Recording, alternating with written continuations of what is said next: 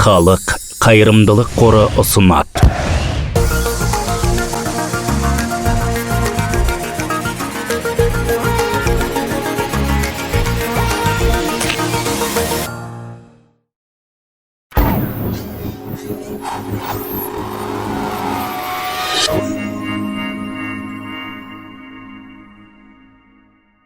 Бүгін мен сіздермен ғылымның маңызды мәселелерінің бірін талқылағым келеді. Ежелгі гректер алғаш рет 2,5 мың жыл бұрын бұл сұрақты қойған. Соңғы 200 жылда оны осы бөлмеде бірнеше рет талқылады. Және ол әлі де өзекті. Менің ойымша, оны қайтадан қозғау керек. Сұрақ өте қарапайым. Біз неден тұрамыз? Сіз, мен және бүкіл әлемдегі денелердің негізгі құрылыстық блоктары қандай? Бүгін дәл осы туралы айтқым келеді. Мен осы мәселе бойынша бүгінгі күнге дейін қолданыстағы түсінікті беруге тырысам. Әрі қарай біз болашақта неге қол жеткізгіміз келетінін, алдағы бірнеше жылда және 10 жылдықта қандай прогреске жетуге болатынын көреміз. Бүгінгі кездесу барысында бізге ұзақ жолды өткеруге тура келеді. Мен қазір сіздерге әлемдегі барлық нәрселер туралы айтып беретіндігім жөнінде ескерткім келеді. Сөз. Басқа нәрселермен қатар әлемдегі ең қуатты коллайдерде не болатынын талқылаймыз. Бұл құрылғы үлкен андрондық коллайдер ретінде қысқартылған. Үлкен андрондық коллайдер деп аталады. Біз әңгімеміз кезінде оны жиі айтатын боламыз. Бұл құрылғы ядролық зерттеулер жөнінде Еуропалық ұйымының аумағында немесе Женеваның жанындағы Еуропалық ядролық зерттеулер кеңесі аумағында орналасқан.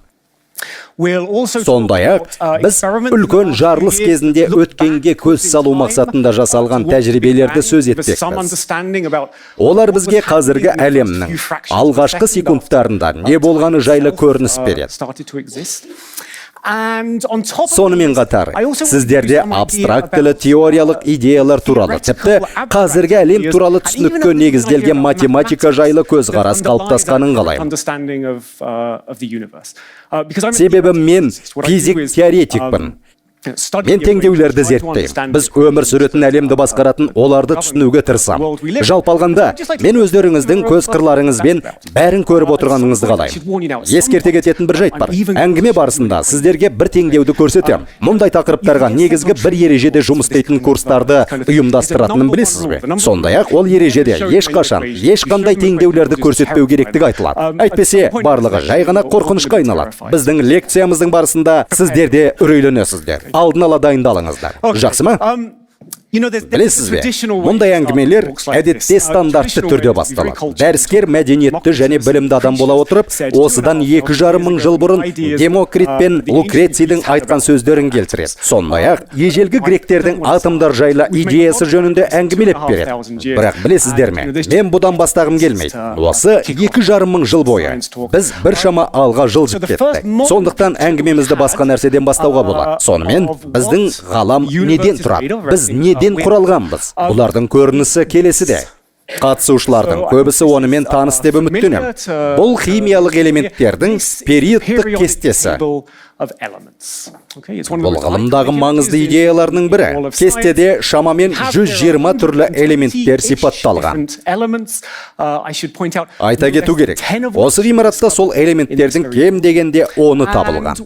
Немесе 1800 жылдары олар табиғаттың бәрін құрады деп есептелді. Осы 120 элементтің бірінен құралған материалдарды оның құрастырушысына дейін таратуға болатыны сөзсіз. Бұл ғылымдағы тамашасы. Бұл ғылымның салтанатының бірі. Айта кетейін, мен мектепте химияны оқуды осы үшін тоқтаттым. Өйткені сіз химик болсаңыз, ол сізге қызықты болмайды. Шынымды айтсам, шындығында бәрі де соншалықты әдемі емес. Әлемдегі барлық денелер оларды суға салғанда жарылатын сол жақты заттарға және тіпті аз әрекет ететін оң жақтағы заттарға жіктеледі. Сіз тек осы күлкілі схемаға сәйкес бәрін ұйымдастырасыз. Бұл кесте Австралияның картасына ұқсас. Жоғарғы бөлігінде ойық бар, ал ортада тұруы тиіс элементтерге орын табылмағандықтан, төменгі жақта элементтердің екі қатары орналастырылған. Сіздерді білмеймін, бірақ менен егер әлемдегі барлық нәрселердің негізгі жіктелуін құрастыруды өтінген болса, мен басқаша істер едім. Аудиторияда химиктер бар ма? Мен сіздерге тілектеспін.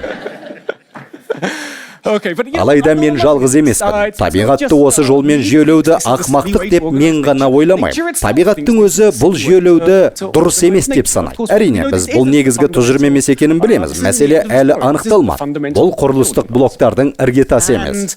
Бұдан да үлкен зат бар екенін түсінген алғашқы адам Джозеф Джон Томсон есімді кембридждік физик.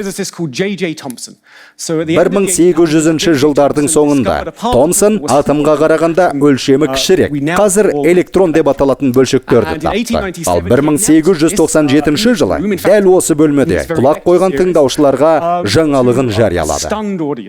Олардың жартысының ұйып тыңдағандығы сонша, олар тіпті естігендеріне сенбеді. Сол уақыттағы өте беделді ғалымның бірі Томсонға бәрі өтірік екендігін және Томсонның жай қатысушыларды алдап жатқандығын айтты. Әрине, бұл өтірік емес. Бұл табиғаттың бастапқы элемент емес. Ал Томның жаңалығынан кейін 15 жыл өткен соң Кембриджден шыққан оның ізбасары Эрнест Резерфорд бұл атомдардың нақты неден тұратынын анықтады. Резерфордтың қалыптастырған бейнесі міне осы. Біз осы элементтердің әрқайсының кішкене ядросы бар екенін білеміз. Резерфордтың өзі ядроны метафора ретінде үлкен собордың ортасындағы шыбынмен салыстырды. Ядроның айналасында кеңістікті өте нашар толтыратын, айқындалмаған орбиталар мен электрондар айналып жүреді. Бұл атомдар осылай көрінеді. Демек, ядро бастапқы емес. Онда кішігірім бөлшектер бар. Олар протон және нейтрон деп аталады. Ал 1970 жылдары біз протондар мен нейтрондардың да бастапқы емес екенін білдік. Осы уақытта әрбір протон мен нейтронның ішінде 3 кварк деп аталатын тағы да кіші бөлшектер бар екеніне көзіміз жетті. Кварктың 2 түрі бар. 1970 жылдары маған физиктердің классикалық грек білімі болмағандығы және кварктерге лайықты атау таппағандай көрінеді. Сондықтан біз оларды жоғарғы және төменгі кварк деп атаймыз. Ешқандай ерекше себептерсіз. Жоғарғы кварк төменгі кварктен жоғары орналаспайды. Сондай-ақ ол жоғарыны көрсетпейді.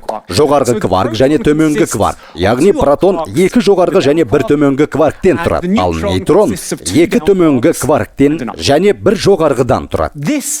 Мінекей біздің білуімізше табиғаттың негізгі құрылымдық элементтері осындай. Электроннан кіші біз ештеңе ашпадық, және кварктардан кіші ештеңе жоқ. Яғни 3 бөлшек айналаның барлығын құрайды. Мұның таңғалдыратынын айта кету керек. Сіз мені түсіндіңіз бе? Біз мұны мұқият қабылдаймыз. Мұны мектепте оқимыз. Бірақ онша қатты ойлай бермейміз. Осы әлемде көріп жүргеніміз, табиғаттың барлық түрлері, сіз, мен, айналамыздағы барлық нәрселер. Бұл қайта қайталана беретін кішкене айырмашылықтары бар 3 бөлшектер. Әлемнің қалай орналасқаны туралы керемет сабақ. Сонымен, бізде бары электрон және 2 кварк. Бұл кезінде гректер айтқан негізгі құрылымдық элементтер емес. Сондай-ақ, викториан дәуірінде ойластырылған элементтер демес екендігін білесіздер. Бірақ білесіз бе, тұжырымдаманың мәні өзгерген жоқ. Ол сол 2500 жыл бұрын Демокриттің заманында қалып қойды. Бұл әлемдегі әр нәрседен құралған лего кірпіштеріне ұқсайды. Бұл лего кірпіштерінің бөлшектері электрон мен 2 кварк. Өте жақсы көрініс. Үміт сыйлайды. Дәл осыны мектепте балаларға үйретеміз. Тіпті университетте студенттерге де. Бірақ бұл суретке қатысты бір мәселе бар. Мұның бәрі өтірік. Зиянсыз өтірік. Балаларға айтатын зиянсыз өтірік. Әзірше оларға күрделі және қатал шындықты айтқымыз келмегендіктен зиянсыз алдаймыз. Егер сіз осы бөлшектерді әлемнің негізгі құрылымдық элементтері деп санасаңыз, үйрену оңайырақ. Бірақ бұл жалған. Физикадағы үздік теориялар кварк пен 2 кваркке негізделген емес. Кешіресіздер, электрон мен 2 кваркке де емес.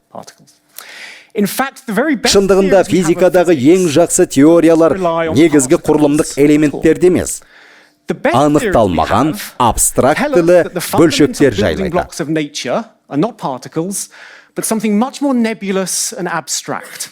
Табиғаттың негізгі құрылымдық элементтері бүкіл әлемге таралатын және басқаша әрі ғажап жолмен ауытқитын сұйықтықтар.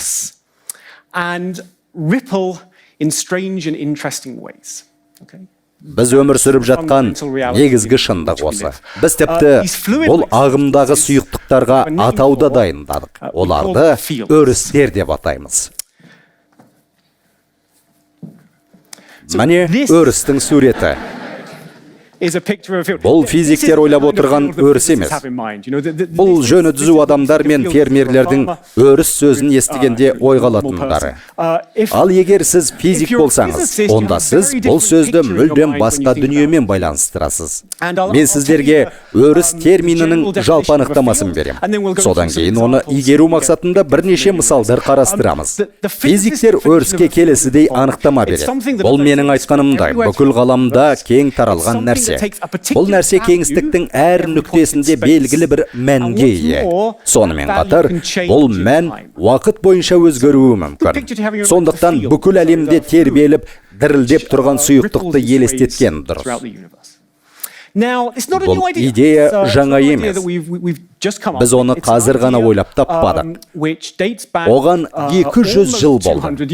Ғылымдағы басқа да көптеген нәрселер сияқты. Бұл идея да осы бөлмеде пайда болды. Көпшілігіңіздің бұл жерде Майкл Фарадейдің жұмыс істегенінен хабардар екендіктеріңізге сенімдімін. 1825 жылы осы дәрістер сериясын іске қосқан дәл Майкл Фарадей еді. Ғалым олардың 100-ден астамын әр жұманың кешінде оқитын. Сондай-ақ олардың көпшілігі электр және магниті бар эксперименттерінің негізінде жасалған жаңалықтарына арналды. Ондаған жылдар бойы ол электр және магнитпен өте көп жұмыс істеді. Бұл процесс барысында магнит және электр құбылыстары қалай жұмыс істейтіні туралы интуитивті түсінікке ие болды. Бұл түсінік электр және магнит өрісі деп аталатын тұжырымға айналды. Оған кеңістіктің бәріне көзге көрінбес электр және магнит өрісі деп аталатын объектілер енгізілген секілді көрінетін. Бұл бізге мектепте айтылды.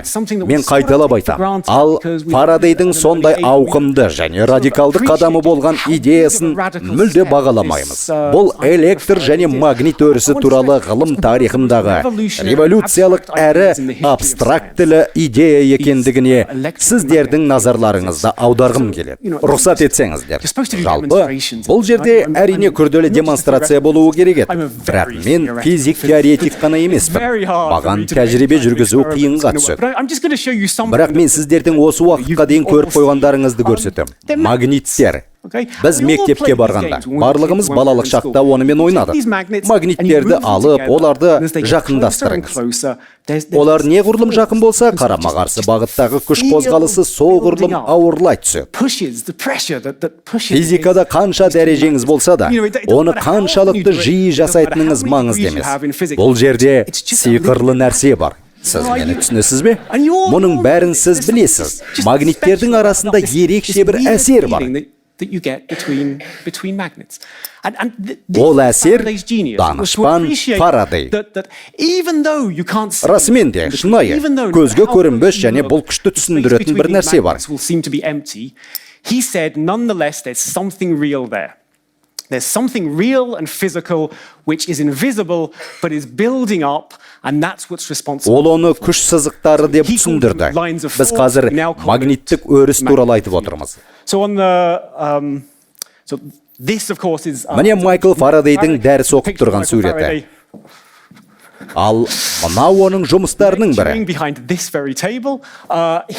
Маған дәл осы жерден шыға берісте кілем жатқанын айтып еді. Сол кілемдегі өрнек бірнеше рет қайталанатын осы сурет.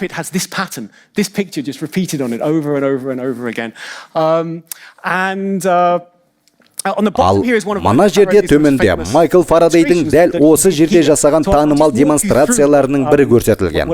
Фарадейдің не жасағанын айтып берейін. Оң жақта тұтқасы бар катушка көрсетілген. Ал мынау сол катушка арқылы тоқ беретін батарея. Онымен әрекет кезінде магниттік өріс орын алады. Бұл соленоид деп аталады. Сосын Фарадей келесін істеген. Ол мына кішкене А катушкасын үлкен Б катушкасына осылайша жақындатты. Сондай-ақ тамаша бір жайт болды. Бұл жағдайда жылжымалы магнит өрісі орын алады. Фарадейдің ұлы ғылыми ашылуы индукция болған. Ол Б катушкадағы тоқтың оянуын әсер етеді. Ал үстелдің мына басындағы ине ауытқи бастайды. Міне осылай. Соншалықты қарапайым. Магниттік өрісті қимылдатасыз, ол үстелдің басқа жағындағы иненің тербелуіне әсер ететін тоқты оятады. Бұл 1800 жылы аудиторияны таңғалдырды.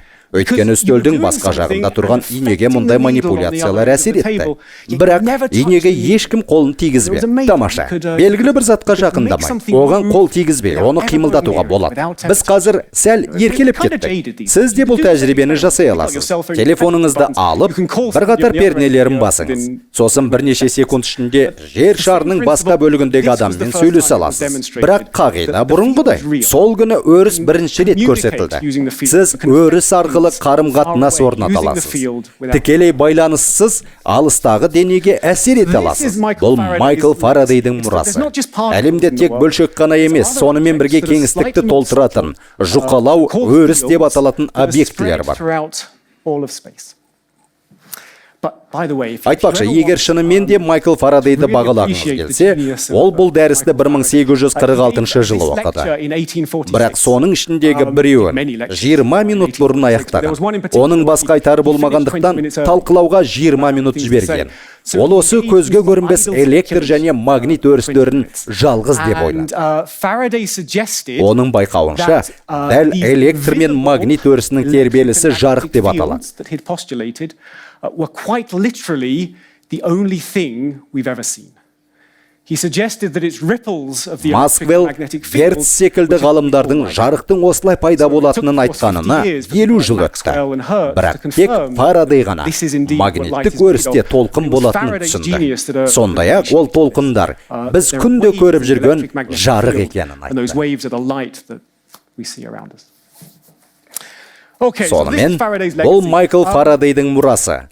Алайда Фарадейдің пікірінше өріс идеясы әлдеқайда маңызды болды. Тек 150 жылдан кейін ғана біз осы өрістердің маңыздылығын түсіндік. Осы 150 жыл ішінде ғылымда шағын революция орын алды. 1920 жылдары біз Ньютон мен Галилей бірнеше ғасыр бұрын бізге жеткізген әлемнің мүлдем өзгеше екенін түсінді.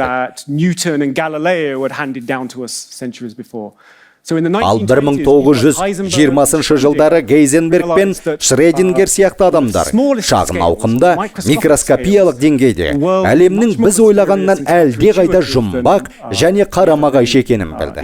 Әңгіме біз сөз етіп отырған кванттық механика жайлы болғаны сөзсіз. Мен кванттық механика туралы көп айталам, бірақ кванттық механиканың бірнеше маңызды бөліктерімен ғана шектелейді. Олардың бірі энергияның үздіксіздігі. Әлемде энергия шағын бөлінбейтін бөліктермен қапталған.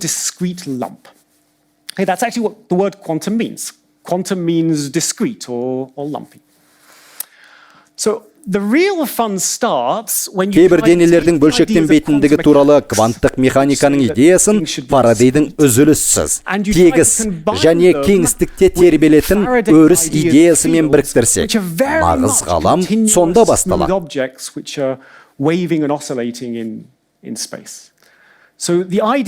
Аталған екі теорияның үйлесімі мен кванттық өріс теориясы бар. Енді осы кванттық теориядан шығатын тұжырым. Біріншісі, электр және магнит өрісімен не болатындығы. Фарадей кейінірек Масквелл айтқандай, дәл электр-магнит өрісінің толқындарын жарық дейміз. Бірақ оған кванттық механиканы қолдансақ, онда бұл толқындар тегіс әрі үзіліссіз болып көрінбейді. Жарық толқындарына мұқият қарайтын болсақ, онда біз олардың бөлшектерден тұратынын көреміз. Жарықтың кішкентай бөлшегі фотон деп аталатын бөлшек. Бұл идеяның сиқырлығы дәл осы тұжырымның ғаламның барлық бөлігінде қолданылуында.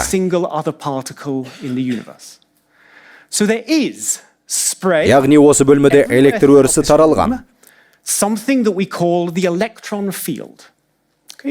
Ол сұйықтық тәрізді барлық кеңістікпен бөлмені толтырып тұр. Осы сұйықтықтағы электрондардың тербелісі, толқындардың тербелісі, біз электрон, бөлшек деп атап жүргеніміз кванттық механиканың ережесіне сәйкес энергияның кішкентай бөліктерін қалыптастырады.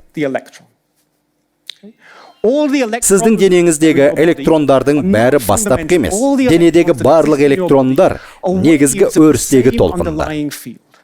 Біз бәріміз бір-бірімізбен байланыстымыз. Үлкен мұхиттағы толқындар соның бір бөлшегі болатын сияқты, сіздің денеңіздегі электрондар менің денемдегі электрондар секілді. Сол өрістің тербелісі. Сондай-ақ осы бөлмеде екі кварк өрісі бар. Осы екі кварк өрісі біз жоғарыда айтқан жоғарғы және төменгі кваркке бастау болады. Әлемдегі басқа бөлшектер де сол сияқты. Барлығы бір өрістің негізінде жатады. Сондықтан біздің бөлшек деп көріп жүргеніміз шын мәнісінде бөлшек емес. Кішігірім энергиялардың түйіні болатын осы өрістің толқыны.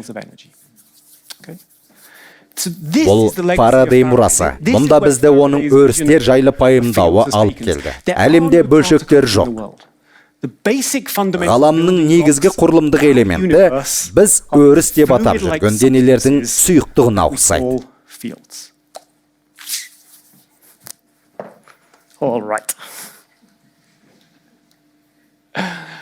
Жақсы. Сұхбатымызда бұл көріністің қалай пайда болғаны туралы сөз етсем деймін. Мен сізге бөлшектерден тұрмайтынымызды айтқым келеді. Біз өрістерден тұрамыз. Мен бұл туралы не істеу керектігін және айналамыздағы ғаламды қалай жақсы түсіну керектігін айтсам деймін. Жақсы ма? Сонымен бірінші. Қорапты алып, ондағы бөлшектер мен барлық атомдарды алып тастаңыз. Нәтижесінде таза вакуум қалды. Міне вакуум осылай көрінеді. Қазір сіздер мен кейінірек айтып беретін физикадағы үздік теория негізіндегі стандартты үлгі деп аталатын компьютер моделін қарап отырсыздар. Бұл абсолютті ештеңе емес компьютерлік үлгі. Бұл бос кеңістік. Тура мағынада айтсақ, ішінде ештеңе жоқ. Бос кеңістік. Бұл ғаламдағы ең қарапайым нәрсе. Бұл әлемде елестетуге болатын ең қарапайым нәрсе. Өздеріңіз көріп тұрғаныңыздай. Бос кеңістік қызығырақ орын. Мұнда іш пыспайды. Сіз бөлшектерді алып тастағанда да өріс әлі де бар екенін көресіз. Ол сонда. Сонымен қатар өріс кванттық механиканың ережелеріне бағынып тұр. Ал кванттық механикада Гейзенберг белгісіздік қағидаты деп аталатын қағида бар. Оған сәйкес тыныш отыруға болмайды. Өріс болмаса да, ол әрдайым буырқанып, тербеледі. Сөздің ашығы өте күрделі болады. Мұны кванттық вакуумдық ауытқулар деп атаймыз. Алайда бұл қазіргі заманға физика теориясы тұрғысынан ештеңеге ұқсамайды. Айта кету керек, ол компьютерлік үлгі. Ол мультипликацияға ұқсайды. Бірақ бұл өте қуатты үлгі. Оны дайындау үшін көп уақыт қажет болды. Бұл тек теорияға емес, бұл таза вакуумдағы кванттық ауытқулар. Біз өлшеуге болатын нәрсе. Казимирдің күші деп аталатын бір нәрсе бар. Таза вакуумдағы ауытқулар біз өлшеуге болатын нәрселер. Казимира деп аталатын күшті бір дүние бар. Оның күші бір-біріне қарама-қарсы. Екі металл пластиналарының күшінде. Ішке қарағанда сырт жақта ауытқушылықтар көп болады. Олар шынайы. Біз оларды өлшей аламыз. Олардың әрекет етуін теориялар негізінде болжауға болады. Сонымен бұл ештеңе емес. Мен әңгімеміздің математикалық жағына ауысуым керек. Себебі күрделілік бар. Бұл бүкіл әлемде елестетуге болатын сондай қарапайым әрі күрделі құбылыс. өте күрделі, әрі қарайда қиындай береді. Білесіз бе, егер ештеңе емес, белгілі бір бөлшекті түсінгіңіз келсе, ол оңай емес. Ал егер бір нәрсені қызықты ететінде, оның 23 дәрежесіндегі бөлшекті түсінгіңіз келсе, ол тіптен қиын. Сонымен, менде мәселе бар. Сізде емес, мәселе мұның оңайлықпен шешілмеуінде. Білесіз бе, егер ештеңе емес, белгілі бір бөлшекті түсінгіңіз келсе, ол оңай емес. Біз сөз етіп отырған кванттық өрістегі математика, кванттық өріс тұрғысынан біздің қалай пайда болғанымыз физикада немесе басқа саладағы математикаға қарағанда әлде қайда қиынырақ. Ол шынымен де күрделі. Қанекей түсіндірейін. Математикада шешілмеген 6 есеп бар. Олар ең күрделі математикалық тапсырма ретінде саналады. Бұрын олардың саны 7 еді. Алайда орыс азаматы біреуін шешті. 6-ауы қалды. Тым болмаса солардың біреуін шешсеңіз, $1,000,000 аласыз. Егер де математикадан аздаған хабарыңыз болса, онда әңгіме Римана гипотезасы немесе пи және NP санатындағы теңдеулер жөнінде. Бұл өте танымал қиын есептер. Міне сіздердің алдарыңызда осы 6 есептің бірі. Егер сіз мұны түсінсеңіз, сізге $1,000,000 төленеді. Бұл нені білдіреді? Мәні, флуктуацияның пайда болуын көрсететін үлкен компьютерді құру мүмкіндік емес. Төменгі сызық, математикалық теңдеулерді шешу арқылы негізгі қағидаларға сүйене отырып, бұл кванттық ауытқулар пайда болған үлгілерді түсіну мүмкін бе? Бұл өте қиын міндет. Менің білуімше, бұл менің мүдделерімнің сферасында жатыр. Мен осы мәселені шешу үшін жұмыс істейтін әлемде бірде-бір адам туралы білмеймін. Бұл өте күрделі. Кванттық өріс теориясының осындай аспектілерін қалай түсінуге болатынын білмейміз. Мұндай есептердің күрделілігіне кейінірек ораламыз.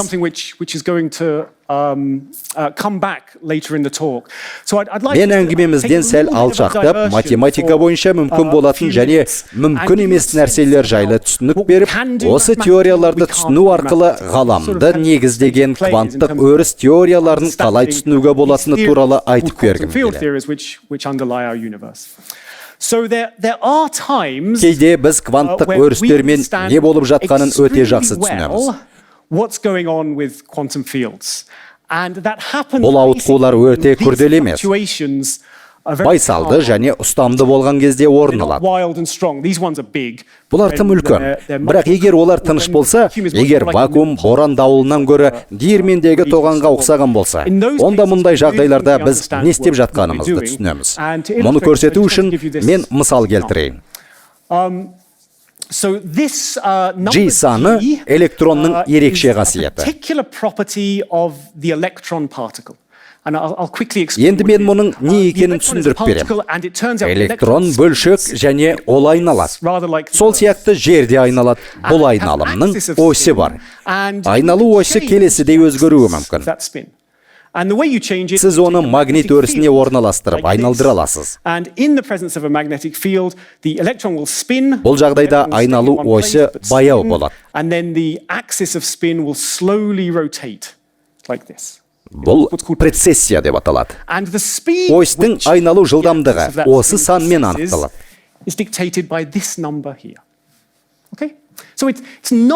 Сан маңызды емес. Дегенмен бұл физика тарихында өте маңызды болды. Себебі бұл сан тәжірибелік әдіс арқылы жоғары дәлдікпен анықталуы мүмкін. Бұл сан табиғаттың құрылысын атап айтқанда, кванттық өріс теориясын қалай жақсы түсінетінімізді тексеретін сынақ алаңы ретінде жұмыс істейді.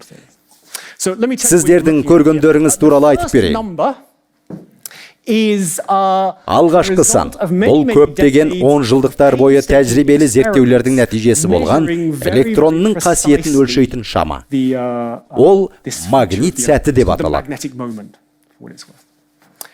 Ал екінші сан магнит сәтінің электрондары қандай болар екен деп кванттық өріс теориясының алғашқы қағидалары арқылы қағаз қаламмен жүргізілген көптеген есептеулердің нәтижесі.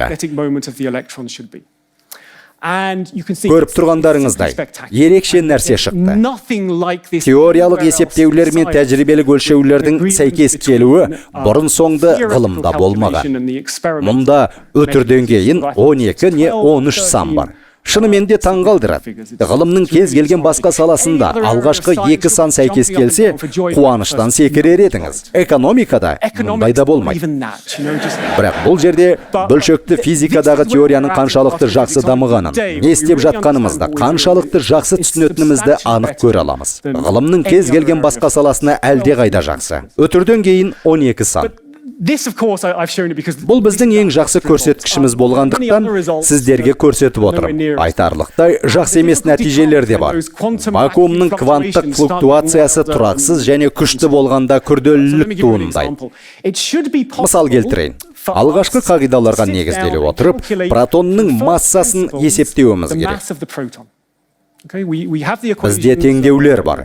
Барлығы орнында болуы керек. Протон массасын есептеулер арқылы ғана сынап көру керек. Біз 40 жылдан бері осыны істеуге тырысып келеміз.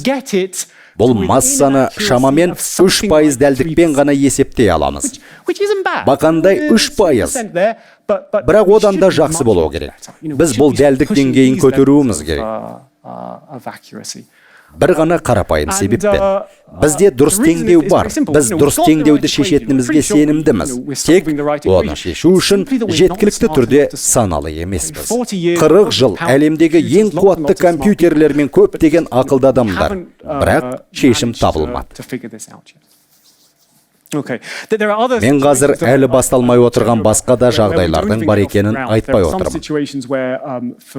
Кей жағдайларда біз компьютер қолдана алмаймыз. Сондай-ақ не істеп жатқанымызды түсінбейтін сәттеріміз де болады. Жағдай шамалы бір түрлі.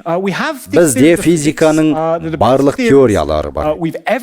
Бұл сіз өзіңіз көріп отырғандай ең үздік теориялар. Бірақ сонымен қатар бұл теорияларды түсіну өте қиын. Бізге алға жылжу үшін теориялық түсінікпен оларды тәжірибеде қолдану арасында біркелкілікті сақтау керек.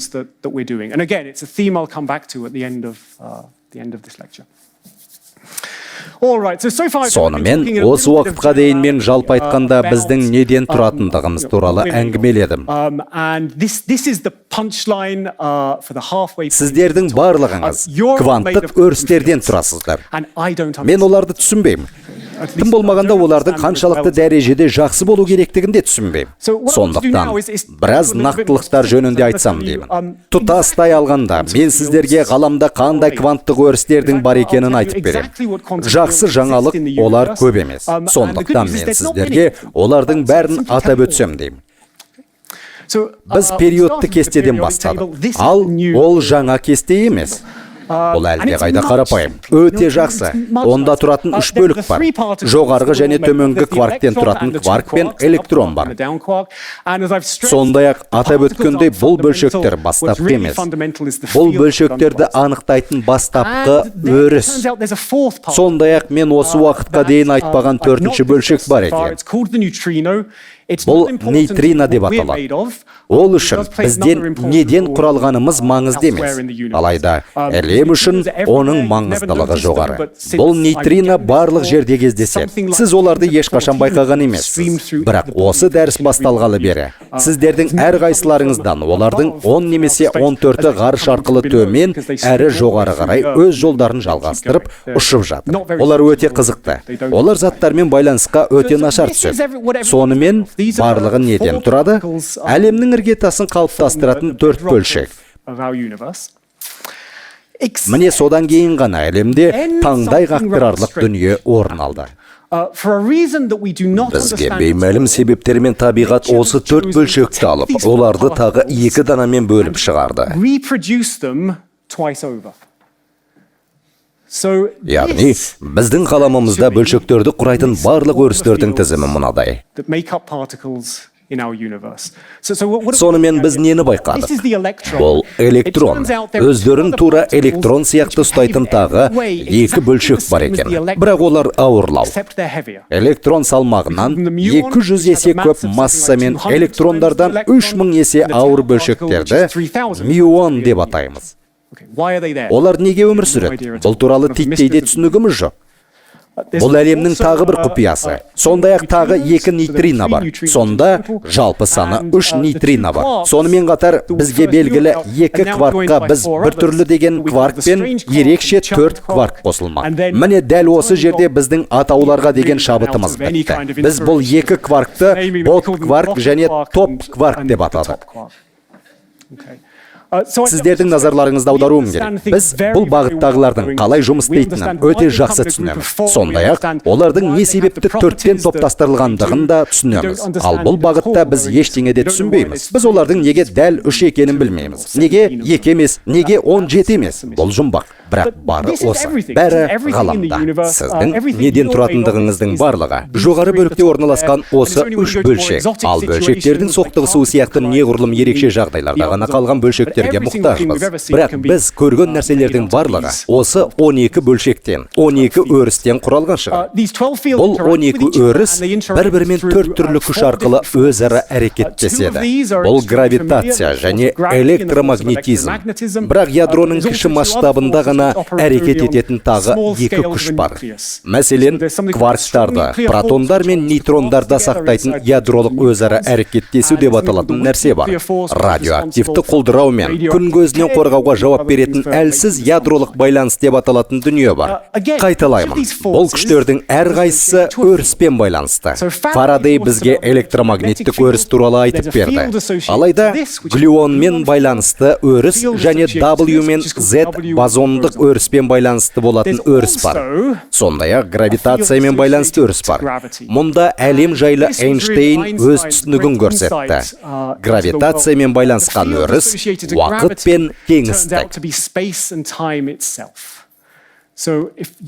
Егер сіз мұны бұрын соңды білмесеңіз, әлемдегі ең қарапайым теорияны естідіңіз. Енді бұл жайында сіздерге ештеңе айтпаймын. Өз беттеріңізше түсініп көріңіздер. Бұл біз өмір сүретін әлем. Материяны құрайтын 12 өріс бар. Мен күш болатын материялық өріс пен басқа 4 өрісті айтам. Біз өмір сүріп жатқан әлем. Бұл бір-бірімен қызықты әрекеттесетін 16 өрістің комбинациясы. Міне, ғаламды осылай елестету керек. Ол сұйық заттар секілді. Осы өрістерге толтырылған. 12 matter, 4 forces. One of the matter fields starts to oscillate and ripple. Say the electron field starts to Айталық өрісте электрондар болғандықтан, олар толқын арқылы жоғары төмен жүре бастайды. It'll kick off, say, the electromagnetic field, which in turn will also oscillate and ripple. There'll be light, which is emitted. Жарық түседі, сондай-ақ біраз тербелістер орын алады. Кейбір сәтте ол тербеліп, толқын арқылы жүретін кварк өрісімен әрекеттесе бастайды. Ең соңында біз бір бағыттан екінші бағытқа ауысқан, бір-бірімен өзара байланысқан өрістердің үйлесімді бейін көре аламыз. Физиканың негізгі заңының басты картинасы осындай. Сондай-ақ бізде осылардың бәрі құрастырылып жатқандығының теориясы бар. Мұны ғылымның жоғарғысы деп айтуға болады. Бұл біз осыған дейін ұсынған ең ұлы теория. Сондай-ақ біз бұған күлкілі атау бердік. Оны стандартты үлгі деп атадық. Стандартты үлгі жайлы естігенде сіз іш пыстырарлық және бір сарынды дүниені елестетесіз. Бұл атауды адам дамуының тарихындағы ең ұлы теория деп өзгерту керек. Жақсы ма? Мінеки біз неге мән береміз? Бары осы, бірақ толықтай емес. Мен бір өрісті өткізіп алдым. Соңғы жылдары танымал болған бізге белгілі тағы бір нәрсе бар. Бұл өріс туралы алғаш рет 1960 жылдары шотланд физигі Питер Хиггс айтқан болатын. Ал 1970 жылы ол біздің ғалам туралы көрінісіміздің ажырамас бөлігі болды. Дегенмен ұзақ уақыт бойы оның бар екені жайлы тәжірибелер болмады. Онымен байланысқан бөлшекті көру үшін Хиггс өрісінің тербелісі туралы сынақтар жасалмады. Қазір жағдай өзгерді. Бұл 4 жыл бұрын осы өріс ашылған үлкен адрондық коллайдерде болды. Олар собормен бірдей өлшемді және жай ғана электроникамен толтырылды. Олар тамаша қондырғылар. Жоғары жағында атлас детекторы, төменде шағын мюон соленоиды. CMS, Хиггс бөлшектері өте ұзаққа созылмайды. Олар 10-ның минус 22 дәрежесіндегі секундқа ғана созылады. Яғни оларды көріп суретке түсіріп, Инстаграмға жариялай алмайсыз. Барлығы әлде әлдеқайда күрделі. Міне деректер, бірақ бұл олпы-солпылық Хиггс бөлшектерінің бар болғандығын дәлелдейді. Ал бұл суретте Питер Хиггстің анықтау сәті түсірілген. Сонымен бұл соңғы кірпіш. Сіздер мұның маңызды екенін білесіздер. Бұл шын мәнінде маңызды бөлшек. Сондай-ақ ол екі себеппен маңызды. Біріншіден, дәл сол ғаламдағы массаға жауап береді.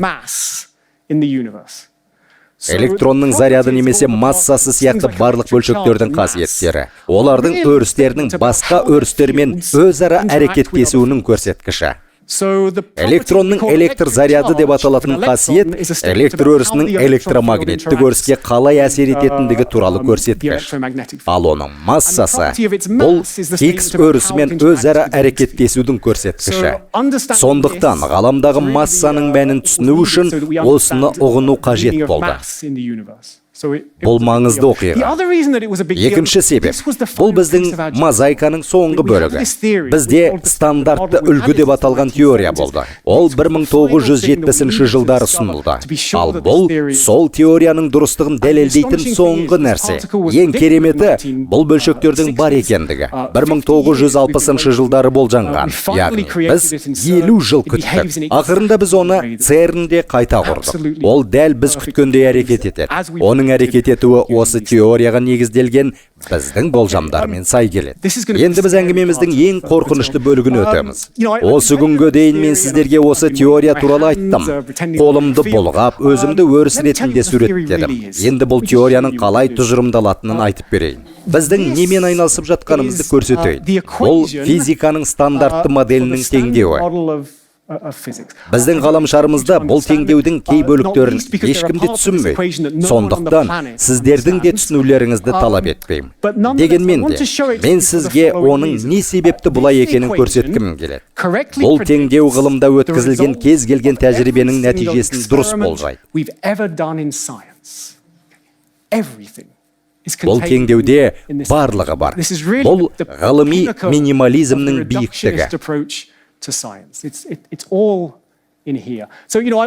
Мойындаймын, бұл қарапайым теңдеу емес, бірақ ең күрделі де емес.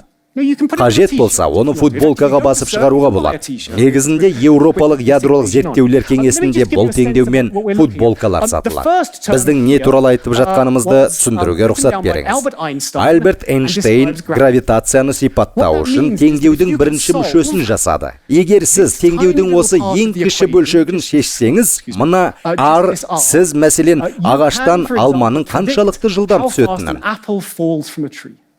немесе күннің айналасындағы планеталардың айналу орбиталарындағы пішіннің неге эллипс тәрізді екенін біле аласыз. Немесе екі үлкен қара тесік бір-бірімен соқтығысып, бүкіл әлем бойынша гравитациялық толқындар шығаратын жаңа қара тесік пайда болған кезде не болатынын білуге болады. Немесе ғаламның өзі қалай кеңейетінін болжай аласыз. Мұның бәрін теңдеудің осы кішкене бөлігін шешу арқылы жасауға болады. Теңдеудің келесі бөлігін Джеймс Клерк Масквелл жасады. Ол электромагнетизмді толығымен сипаттаған. Осы ғимаратта өмір бойы жасалған Фарадейдің барлық тәжірибелері, сонымен қатар көптеген ғасырлар бойы кулоннан Фарадейге, Герцке және қазіргі заманғы лазерлік қондырғыларға дейінгі тәжірибелердің барлығы теңдеудің осы кішкене бөлігінде қамтылған. Яғни теңдеулердің күштілігі осында. Бұл теңдеу өте күшті және өте әлсіз ядролық байланысты анықтайды. Аталмыш теңдеуді алдымен британдық физик Пол Дирак ашты. Ол материяны сипаттайды. Онда материяны құрайтын 12 бөлшек сипатталады. Таңғаларлығы, олардың әрқайсысы осы теңдеуге мойын ұсынады. Бұл Питер Хиггстің теңдеуі. Ал бұл теңдеуде материяның Хиггс бөлшектерімен өзара әрекеттесуі сипатталады. Яғни бәрі осында жинақталған. Шын мәнінде бұл біздің біліміміздің шегін көрсететін керемет жетістік. Біз ешқашанда теңдеудің көмегімен түсіндіру мүмкін емес тәжірибелер жасамайтынбыз. Сондай-ақ, бұл теңдеуден ешқандай кемшіліктер таппадық. Біздің қолымыздағы ең кереметі осы. Қазір бізде бардың ең жақсысы осы. Алайда бұл теңдеу көп нәрсені түсіндірмейтіндіктен, бұдан да көп нәрсеге қол жеткізгіміз келеді. Тым болмаса осы теңдеудің жерде жасалған барлық тәжірибелерді түсіндіріп беретіндігін білеміз. Егер ғарышқа көз салар болсақ, онда көзге көрінбес бөлшектер болады. Шындығында көрінбейтін бөлшектер көзге көрінетіндерден әлде қайда көп. Біз оларды қара материя деп атаймыз. Әрине, оларды көрмейміз, өйткені олар көрінбейді. Бірақ олардың әсерін көре аламыз. Біз олардың галактикалардың айналуына қалай әсер ететіндігін, және олардың галактика айналасындағы жарықтан қалай қашатындығын көреміз. Олар сонда. Біз олар туралы ештеңе білмейміз. Олар жайлы жұмбақ та көп. Барлық кеңістік бойынша таралған қараңғы энергия деп аталатын нәрсе бар. Ғаламдағылар барлығын итеретіндіктен біз оларды түсінбейміз. Бірақ оларда қандай да бір өрістің қатарында. Біз үлкен жарылыстың алғашқы секундтарында, тіпті одан ертерек, әлемнің қатты кеңейгенін білеміз. Бұл құбылыс инфляция деп аталады. Біз мұның орын алғанынан хабардармыз, бірақ бұл мен сіздерге жаңа ғана көрсеткен теңдеумен түсіндірілмейді. Егер біз алға жылжып, стандартты үлгіден тыс жүретін келесі физика заңдарын анықтағымыз келсе, міне дәл осындай нәрселерді түсінуіміз керек. Мен сіздерге осы тақырыптардың әрқайсысы бойынша бірнеше сағаттап сөйлеп тұра аламын, бірақ соңғысына назар аударайын. Инфляция туралы айтайын. Әлемге 13,8 миллиард жыл болды. Елестетеміз, бірақ Т тең 0 сәтінде дәл не болғанын, бәрі қайдан басталғанын білмейміз. Мысалы, біз оның алғашқы 380 мың жыл өмір сүрген уақытында үлкен отты шар болғанын білеміз. Бәлкім, бұл отты шарды көргендіктен білетін шығармыз. Біз оны көріп, тіпті суретке түсірдік. Бұл ғарыштық фондық сәуле деп аталады. But a much better name for it is the fireball that filled the universe when it was much younger. Okay? Ол шар біртіндеп салқындап жатыр. Оның жарығы 13,8 миллиард жыл бойы бүкіл әлем арқылы өтуде. Бірақ біз оны көреміз. Біз оны түсіріп алдық. Сондай-ақ біз ғаламның алғашқы сәтінде не болғанын жақсы білеміз. Көріп отырғандарыңыздай, бұл отты шарға ұқсайды. Қызыл бөліктері ыстық, көк бөліктері суық. Суреттегі жарқылды зерттеу арқылы 13,8 миллиард жыл бұрын жердің жас кезінде не болған жайлы көптеген ақпараттар алды. Біз қоятын негізгі сұрақтардың бірі, отты шардың жарқылынан не себеп болды? Бізде бұған жауап бар. Мен ғылымдағы ең керемет нәрселердің бірі деп санайтын жауап. Шардың өзі 380 мың жыл бойы өмір сүргеніне қарамастан, оның жарқырауы ұзаққа созылмады.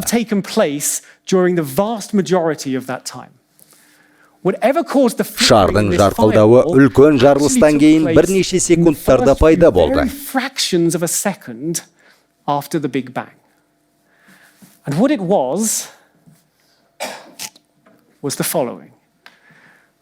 Бөлшек жоқ, бірақ кванттық өріс болғанда олар барлық жерде болады. Жер өте жас болғанда, вакуумның кванттық флуктуациясы кезінде мынадай жағдай орын алды.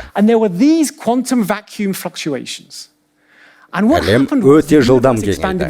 Бұл кванттық флуктуацияны есеңгіретті. Кванттық флуктуацияның тосын әрекеті нәтижесінде ғалам тез кеңіді. Ол барлық аралыққа таралды. Отты шардағы сіздер көріп отырған тербеліс вакуумдағы флуктуацияның дәл өзі. Кванттық флуктуацияның үлкен жарылыстан соң, оның -30 дәрежесі кезінде орын алғаны таң қалдырды. Олар микроскоптикалық болған. Енді 20 миллиард жарық жылдан кейін әлемнің барлық жеріне таралды. Сіздер мұны суреттен көріп отырсыздар. Бұған байланысты бірнеше есептеулер жүргізер болсақ, көріп отырғандарыңыздай дәлме-дәл келеді. Бұл кванттық өріс теориясының тағы бір биік шыңы. Алайда осыдан кейін бірнеше сұраққа жауап алу керек болады. Ең маңыздысы, біз қандай өрісті көріп отырмыз? Қандай өріс фондық зерттеулерде өз белгісін қалдырды? Жауап қарапайым. Біз білмейміз. Стандарт үлгідегі жалғыз өріс бұл Хиггс өрісі. Дегенмен көбіміз бұл Хиггс өрісі емес деп ойлаймыз. Бұл бір жаңа нәрсе. Болашаққа қарай жылжуды қаласақ, осы отты шарды түсінуіміз түсінуіміз керек. Атап айтқанда, жарық поляризациясы. Осыны ұғыну арқылы ертеректегі жер шарында жарқыраған өрістің қасиетін түсінеміз. Алға жүру арқылы стандарт үлгінің шегінен шығып, жаңа физиканы түсінуге үміт пайда болды деп айтуға болады. Соңғы 10 минутымызда сіздерді жерге қайтарсам деп едім. Біз стандартты физиканың моделінен шығып, басқа жаңа нәрсені түсіну үшін жерде түрлі тәжірибелер жүргіземіз.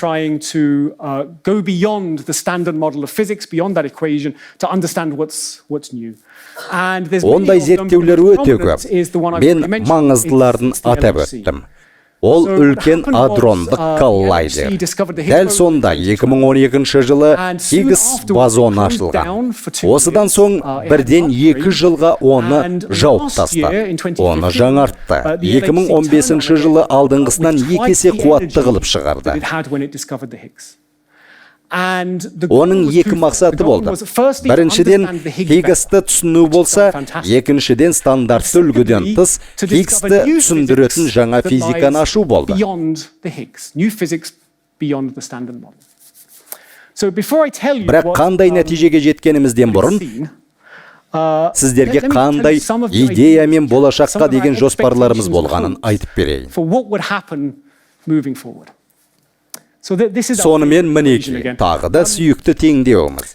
Егер сіз викториан дәуірінің зерттеушісі болсаңыз, элементтердің периодтық кестесіне қарағаннан-ақ жүйенің құрылымының біршама тереңдігін қайталануын байқар едіңіз. Бұл қайталана беретін сандар. Егер сіз ақылды болсаңыз, бұл сандардан да үлкен нәрсенің барын білер едіңіз. Сондықтан да біз теоретиктер теңдеуге қарап осыған дейін айтылған үлкен нәрселердің заңдылығын көруге үміттенеміз. Олар бар. Қанеке, мысал келтірейін. Бұл теңдеу электр мен магнетизмнің күшін сипаттайды. Сондай-ақ ол теңдеу секілді ядроның күшті және әлсіз байланысын сипаттайды.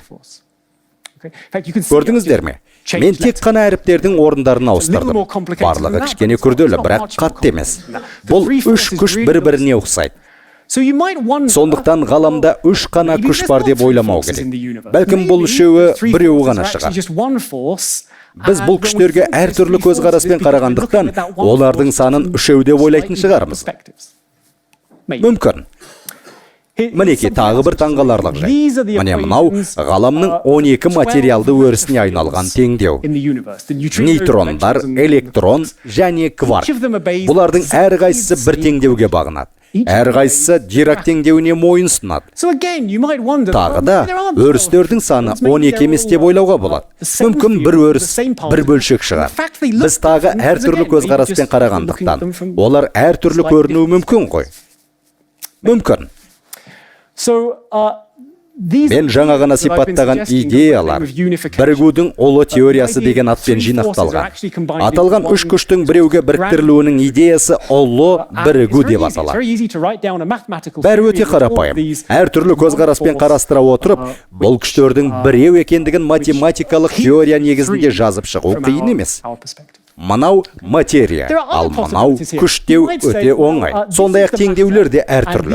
Бірақ олар бір-бірінен өте қатты ерекшеленбейді. Сондықтан қорыта айтқанда екеуі де жай ғана өріс. Сол себепті материя мен күш өзара байланысты ма деп ойлауға мүмкіндік бар ма? Бізде бұл жайында да теория бар. Бұл теория суперсимметрия деп аталады. Ол сондай ғажап. Тұжырымы да өте терең. Сондай-ақ оның дұрыс болуы мүмкін. Ал бәрін біріктірсе, барлық теңдеулерді алып тастап, барлығы пайда болған бір санын жаза салса, не болады? Гравитация, күш, бөлшектер, Хиггс, барлығы. Егер сіз мұны қаласаңыз, сізге айтарым бар. Бұл струн теориясы. Яғни бәрін бір тұжырымға келтіретін теория. Бұл теория дұрыс па деген орынды сұрақ туындайды. 30 жыл бойы теоретикалық физикаға бағытталған бұл идеялар дұрыс па? Біз олардың дұрыстығын қалай дәлелдейтінімізді білеміз. Зерттеулер жүргіземіз. Егер сіз струн теориясының дұрыстығына көз жеткізгіңіз келсе, дәл қазір оны тексеретін бізде әдіс жоқ, бірақ идеялардың дұрыстығын білгіңіз келсе, сол үшін үлкен адрондық коллайдер салынған. Ең алдымен оны X-ті табу үшін салған. Екіншіден оны біздің идеямызды тексеріп, әрі қарай қалай әрекет ететіндігімізді көру себеп болған. Сонымен, үлкен адрондық коллайдер қалай жұмыс істейді? Ол өз қызметін бастағанына 2 жыл болды. Өте тамаша жұмыс. Жаңартылған машина. 2 жыл. Сонымен не шықты? Ештеңе. Таңдай қақтырарлық идеялардың ешқайсысы өзін көрсете алмаған.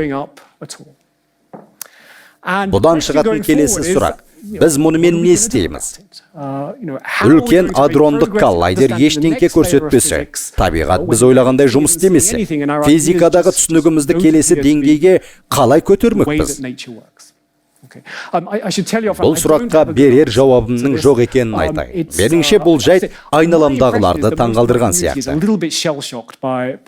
Біз әрі қарай жүретін келісімге жете алмадық. Бірақ адамдар 3 әдіспен жауап қайтарған секілді деп ойлаймыз. Қалай екенін айтып берейін. Меніңше 3 реакцияда белгілі бір дәрежеде дұрыс секілді. Бірінші реакция үлкен адрондық коллайдердің не себепті ештеңке көрсетпейтіндігіне бағытталған. Онда былай делінген: жастар, сендер сондай пессимистсіңдер. Сендерде бәрі күңгірт бояуға боялған. Шыдамды болыңдар. Өткен жылы ештеңе болған жоқ. Биыл ештеңе болмас. Бірақ келер жылы міндетті түрде бір жайт орын алады. Ал келер жылы ештеңе болмаса, онда одан кейінгі жылы. Менің үлкен әріптестерім көбіне осылай деп айтады. Бірақ білесіз бе, олардың дұрыс болып шығуы мүмкін. Үлкен адрондық коллайдер келер жылы мүлдем басқа деңгейдің жолына апарар таңғажайып нәрсе ашуы мүмкін. Бірақ сондай-ақ дәл сол адамдар ол уақытқа дейін біздің бір нәрсе білуіміз керектігін айтады. Сонымен қатар, мұның әрі қарай жалғаса беруі де мүмкін емес. Егер үлкен адрондық коллайдер келер жылы ештеңе ашпаса, 2 жылдан кейін ашпаса, онда әрі қарай да ашылуы да мүмкін емес. Қайткенмен де ықтималдылық өте аз. Сондықтан мен бір немесе 2 жылдан кейін үлкен адрондық коллайдердің бір нәрсе ашатынына үмітпен қараймын. Бірақ жағымсыз жайтқа дайындалуымыз керек секілді. Бәлкім ештеңе болмайды. Екінші реакция басқа адамдарға тән. Олардың ойынша біздің барлық теориялар жақсы. Олар дұрыс болуға тиіс. Бізге тек 10 есе қуатты құрылғылар керек. Тағы да олардікі де дұрыс болуы мүмкін. Оларға қарсы жақсы аргументім жоқ. Ондай аппараттар 10 миллиард доллар тұрады. Біздің тәжірибелерімізді өткізу үшін көп мемлекет 10 миллиард үшін шығындалғысы келмейді. Бір ғана ел бар, ол Қытай. Сондықтан егер осындай құрылғы салынар болса, тек Қытайда ғана бой көтермек. Меніңше Қытай билігі дәл қазір Женева мен Еуропалық ядролық зерттеулер кеңесінде жұмыс істеп жатқан физиктер мен инженерлердің Пекиннен солтүстіктің шағын қаласына көшіп бару идеясын мақұлдайтын сияқты. Олар бұл жерден саясимен қоса экономикалық пайданы да ойлап отырған сыңайлы. Сондықтан олардың мұны орнатуы әбден мүмкін. Егер олар мұны шешетін болса, оған 20 жыл кетеді. Сол себепті әлі де күтуге тура келеді. Енді 3-ші типтегі реакция. Мен осы санаттағы адамдар қатарына жататындығымды мойындаймын. Бірден айтайын, бұл тәуекелге баратын шешім. Сондай-ақ бұл әріптестерімнің арасын бөледі деп айта алмаймын. Бұл дәл қазіргі уақыттағы менің жеке шешімім. Мен осылай ойлаймын. Біз бұл теңдеудің дұрыс екендігін білеміз. Бұл өз кезегінде біздің түсінігіміздің негізі. Бірақ біз оның дұрыстығына сенсек те, көбіміз оны түсінбейміз. Мен үшін бұл жерде жұмбақ жағдайлар өте көп. Егер біз бұл теңдеулерді түсінер болсақ, басқа заңдылықтарға кездесеміз. Сондықтан, меніңше біз бір қадам артқа жылжып, 30 жыл көлемінде жетекшілік еткен болжамдарымызды өзгерту керек секілді. Сол себепті үлкен адрондық коллайдер біз күткен нәтижені бермесе де, менің көңілім жай. Мені түсінесіздер ме? Маған тіпті барлығының қателескені де ұнайды. Қателік істеу арқылы алға жылжуға болады. Сондықтан бізде енді басқа идеялар туралы ойлап, алға жылжуға мүмкіндік бар деп ойлаймын. Кішігірім кеңестерді де айта кету керек. Осыған дейін зерттеген математикалық заңдылықтарға кванттық компьютердің құрылысын қарастыратын кванттық информатика сияқты басқа ғылым салаларына арналған кеңестер. Осы салалардың барлығында жаңа идеялар мен дәл осы жерде қойып отырған сұрақтар қарастырылады. Сондықтан мен оптимистік көзқараста ойлаймын. Бәлкім бірнеше жыл бұрынғыдай болмаса да, алға жылжитынымызға сенем. Бұл менің лекциямның түйіні. Бірақ күндердің бір күнінде жақсылық болады деп үміттенемін. Назарларыңызға рахмет.